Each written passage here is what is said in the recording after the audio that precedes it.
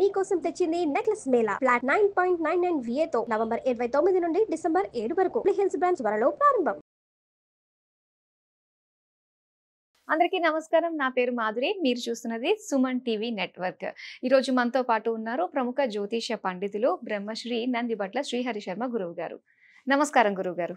వాగర్థావివ సంపృక్తౌ వాగర్థ ప్రతిపత్తయే జగతః పితరౌ వందే పార్వతీ పరమేశ్వరౌ.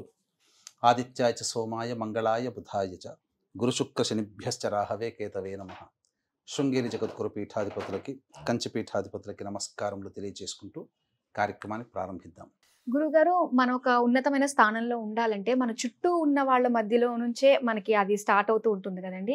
అలానే మిత్రులు కావచ్చు, శత్రువులు కావచ్చు. శత్రువులు మన నుంచి తొలగిపోవాలనుకున్నా, లేదంటే కోల్పోయిన మిత్రులు మళ్ళీ మనకి దగ్గర అవ్వాలన్నా, భార్యాభర్తలు విడిపోతున్న వాళ్ళు దగ్గర అవ్వాలన్నా ఎలాంటి మంత్రం జపిస్తే ఇదంతా సాధ్యం అవుతుందంటారు?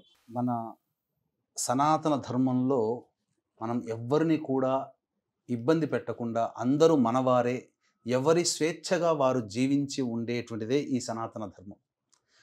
ఇట్టి సనాతన ధర్మంలో మనం ఎవ్వరి చెడు కూడా మనం కోరుకోము. ఒకరు ఇలా ఉండిపోవాలి, ఇలానే జీవించాలని మనం ఎక్కడ అనం. ఎవరి వ్యక్తిగత స్వేచ్ఛ ఈ యొక్క ధర్మంలో ఉంది కాబట్టి ఈ దేశంలో వందల వేల సంవత్సరాల నుంచి అనేక మతాల వాళ్ళు కలిసిమెలిసి జీవించారు. అంటే ఎక్కడి నుంచో రాలేదు. ఇప్పుడు మనకు ఇదివరకు ఎలా ఉండేది, విష్ణుని ఆరాధించే వాళ్ళు వైష్ణవులుగా ఉన్నారు, శివుణ్ణి ఆరాధించే వాళ్ళు శివమతస్థులుగా ఉన్నారు, అమ్మవారిని ఆరాధించే వాళ్ళు శక్తి ఆరాధకులుగా ఉన్నారు, సుబ్రహ్మణ్య స్వామిని ఆరాధించేవాడు సుబ్రహ్మణ్య స్వామిగా ఒక గ్రూప్, గణపతిని గాణాపత్యం అని అంటారు, ఈ గణపతిని మూర్తిగా చేసుకొని ఆరాధించేవాళ్ళు బౌద్ధులు, జైనులు, సిక్కులు, ఇస్లాం, క్రిస్టియన్, అలాగే పార్సీ, జొరాస్ట్రియన్ మతస్థులు, ఇలా ఎంతోమంది మన మతస్థులందరూ కూడా మన భారతదేశంలో ఆనందంగా జీవించగలిగారంటే మన ధర్మం యొక్క గొప్పతనం. అంటే ఏంటి, ఇక్కడ ఎవ్వరము కూడా ఒకరి వినాశనాన్ని మనము కోరుకోము. అలాగే మనకు శత్రువులు అనేటువంటి వాళ్ళు ప్రతి పనులలో కూడా ఉంటుంటారు. కానీ ఆ శత్రువు ఇబ్బంది పడాలని కానీ, లేకపోతే ఆ శత్రువు సంహరింపబడాలని కానీ మనం కోరుకోము. కానీ అట్టి శత్రువుని కూడా మిత్రునిగా చేసుకునే ఉపాయమే ఆలోచిస్తాము. ఆ శత్రువుని కూడా మన పక్కన పెట్టుకొని మనము మిత్రులుగా చేసుకోగలుగుతాం. ఇది మనకు అనాదిగా వస్తున్నటువంటి సంస్కృతి సాంప్రదాయంలో భాగంగా. కాబట్టి ఇప్పుడు మనం ఏదైతే మనకు చుట్టుపక్కల మనకు తెలియకుండా మనకు శత్రువులు, ఇంటర్నల్ ఎనిమీస్ అంటారు, తెలియని శత్రువులు మన చుట్టుపక్కల మనకు బాగానే నవ్వుతూ కనిపిస్తుంటారు, మాట్లాడుతూ ఉంటుంటారు, ఏదో అన్ని విషయాలు మనతో ముచ్చటిస్తుంటారు, కానీ వెనకాల మన గురించి గోతులు తవ్వే వాళ్ళు ఉంటారు. అటువంటి వాళ్ళు కొంతమంది మనకు ధైర్యంగానే బాహాటంగానే ఎదురెదురుగా కూర్చొని ఇబ్బంది పెడుతూ ఉండేటువంటి వాళ్ళు ఉంటారు, మాటల ద్వారా చేతుల ద్వారా. అటువంటి వాళ్ళందరూ కూడా తమ యొక్క భావనని మన మీద రాకుండా చెయ్యాలి అని అంటే అమ్మవారి యొక్క సహస్రనామాల్లో ఒక నామం అనేటువంటిది ఉంది. ఆ నామము జపించడం ద్వారా శత్రువులు ఏమీ సంహరింపబడరు, అంటే ఏం నాశనం కారు. మనం ఒకరి నాశనం మనం కోరుకోకూడదు కదా. ఎందుకంటే ఒకరి నాశనం మనం కోరుకున్నామంటే కొంతకాలానికి మళ్ళీ అది మనల్ని ఇబ్బంది పెడుతుంది. అందుకనే మనకు ఈ క్షుద్ర ప్రయోగాలు అనేటువంటివి మనకు ఉన్నటువంటి మనం దగ్గర రానియం. ఆదిశంకరాచార్యుల వారు కూడా ఇటువంటి క్షుద్ర ప్రయోగాలని దూరం పెట్టుకోండి అని చెప్పారు. అందుకనే వివిధ మతాలలో ఉన్నటువంటి చెడునంతా పక్కకు పెట్టి అన్ని మతాలలో ఉన్నటువంటి మంచిని తీసుకొని పంచదేవత ఆరాధన అనగా పంచాయతన పూజ అని పెట్టారు. అందులో విష్ణువుని, ఈశ్వరుని, అమ్మవారిని, సూర్యుణ్ణి, అలాగే గణపతిని కూడా పూజించే ఆచారం. 5 దేవతల్ని, 5 రకాల మతాల వాళ్ళు 5 రకాల దేవతల్ని ఒకచోట చేర్చి పంచాయతన విధానం అని చెప్పి అన్ని దేవతల యొక్క అనుగ్రహాన్ని పొందే విధంగా ఈ పూజా విధానాన్ని మనకు అలవర్చారు. అదే దక్షిణాచార ప్రకారం. కాబట్టి ఇక్కడ మనం గమనించాల్సినటువంటిది ఏంటంటే ఈ ఉన్నటువంటి అమ్మవారి నామాలలో ఓం దేవకార్య సముద్యతాయై నమః అనేటువంటి నామం. ఈ నామాన్ని కంటిన్యూస్గా రోజుకి 108 సార్లు కానీ చేసుకున్నట్లయితే ఒక మండలం రోజుల్లోనే దీని ప్రభావం మనకు ఎలా తెలుస్తుందనంటే మనకు వెనకాల ఉండి గోతులు తవ్వే వాళ్ళ ఆలోచనలు తగ్గిపోతాయి. అంటే మన మీద కాన్సన్ట్రేషన్ చేయలేనంత బిజీగానైనా అయిపోతారు వాళ్ళు. ఓకే. లేకపోతే మనకెందుకులే వాళ్ళ జీవన వాళ్ళు ఉండనండి, వాళ్ళేందో వాళ్ళు చేసుకునేయండి అని సైడ్ అయిపోతారు. అంతే తప్ప మన మీద కాన్సన్ట్రేషన్ చేసి మన పనులను చెడగొట్టే విధంగా ఆలోచనలు మాత్రం చెయ్యలేరు. ఈ మంత్రం అనేటువంటిది వ్యక్తి నాశనాన్ని కోరుకోదు, ఆ వ్యక్తి యొక్క చెడు ఆలోచనలని తగ్గిస్తుంది. అందుకనే మనకు ఈ సంబంధించినటువంటి అరణ్య పర్వం, మహాభారతంలో అరణ్య పర్వంలో ఏం చెప్పబడి ఉందనంటే, మంచిని కాపాడేటువంటివన్నీ కూడాను దేవతల యొక్క విషయంగా, చెడునన్నింటినీ కూడాను రాక్షసులుగా చెప్పబడి ఉంది.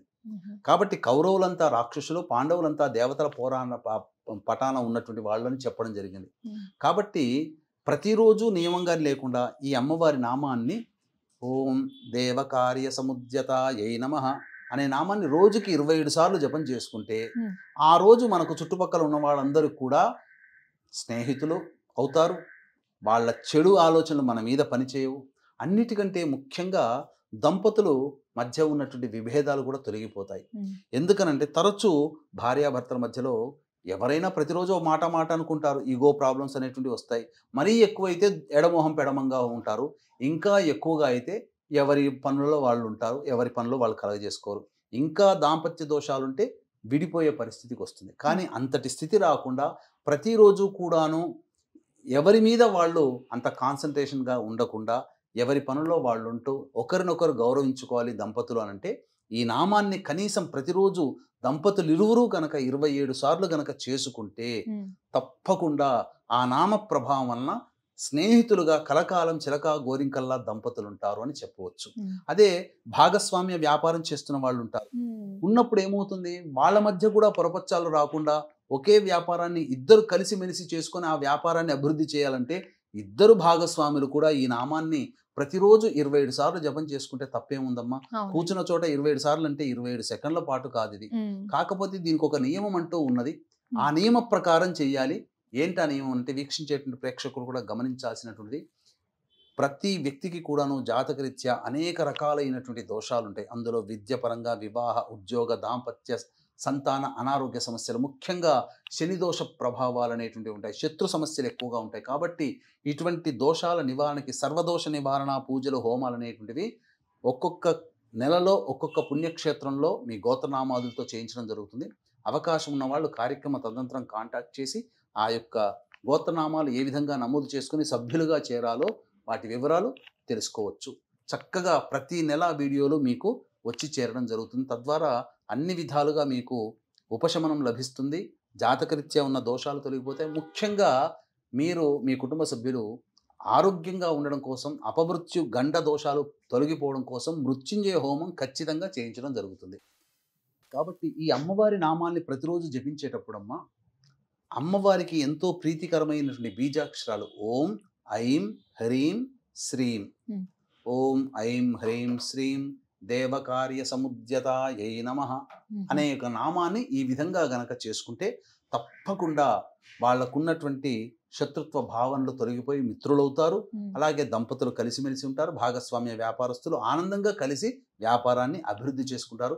ఎంతేకాకుండా భాగస్వామ్యము అనంటే ఇక్కడ కేవలం దంపతులు లేకపోతే వ్యాపారంలో చేసేవాళ్ళు కాకుండా, మనం ఏ రోజు పని చేస్తుంటామో ఆ పనికి మనకు సహాయం చేసేవాళ్ళు, ఆ రోజుకి మనతో ఎవరైతే కలిసిమెలిసి ఉంటారో ఆ రోజు వరకు ఉండే వాళ్ళందరూ మన యొక్క పనులలో భాగస్వాములు. కాబట్టి మనం చేసే ప్రతి పనులలో ఎదుటి వాళ్ళ యొక్క సహాయ సహకారాలు సంపూర్ణంగా ప్రేమతో, వాలంటరీగా ప్రేమతో రావాలి అనంటే ఈ నామాన్ని పొద్దున్నే లేచి స్నానం చేయగానే ఓం ఐం హ్రీం శ్రీం దేవకార్య సముద్యతాయై నమః అనే నామాన్ని 27 సార్లు జపం చేసుకోండి. అంతకంటే ఎక్కువ అవసరం లేదు. పైసా ఖర్చు లేనటువంటిది. అన్నిటికంటే మించి అమ్మవారి అనుగ్రహాన్ని అతి శీఘ్రంగా ప్రసాదించేటువంటి నామము, అద్భుతము. ఇది చేసి చూడండి. 2 నెలల తర్వాత మీ జీవితంలో జరిగే మార్పులని మళ్ళీ కామెంట్ రూపంలోనే మీరు తెలియజేస్తారని చెప్పవచ్చు. చాలా బాగా తెలియజేశారు గురుగారు. మొత్తం మీద ఏంటంటే బయటికి వెళ్ళే ప్రతి ఒక్కళ్ళు కూడా నిత్యం జపించుకునే మంత్రం అని అర్థమవుతుంది ఇది. ఇంత చక్కగా తెలియజేసినందుకు ధన్యవాదాలు. సర్వం శ్రీ ఉమామహేశ్వర పరబ్రహ్మార్పణమస్తు.